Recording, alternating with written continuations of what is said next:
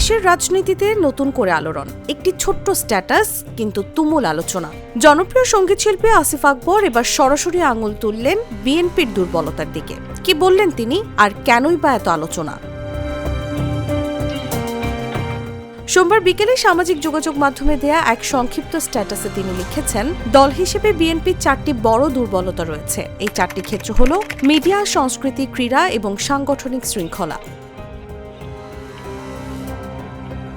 তার মতে এসব খাতে শক্ত অবস্থান তৈরি করতে না পারায় দলটি পিছিয়ে আছে, যদিও বিস্তারিত ব্যাখ্যা দেননি। কিন্তু এই সংক্ষিপ্ত মন্তব্যই রাজনৈতিক অঙ্গনে নতুন বিতর্কের জন্ম দিয়েছে।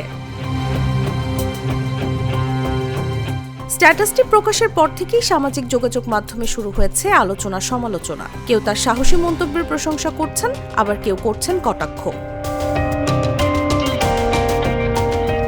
একজন মন্তব্য করেন, আপনি সবসময় সাহসী কথা বলেন, এজন্য আপনাকে ভালো লাগে। অন্যদিকে আরেকজন ব্যঙ্গ করে লিখেছেন, সবচেয়ে বড় দুর্বলতা হলো আপনাকে ক্রিকেটে না রাখা।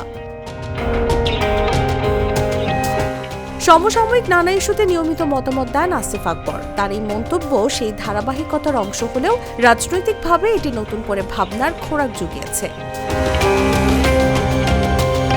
এখন প্রশ্ন একটাই, এই 4 দুর্বলতা কি সত্যি বিএনপির বড় সংকট, নাকি এটি কেবল একটি ব্যক্তিগত পর্যবেক্ষণ? নিউজ ডেস্ক, জাগো নিউজ।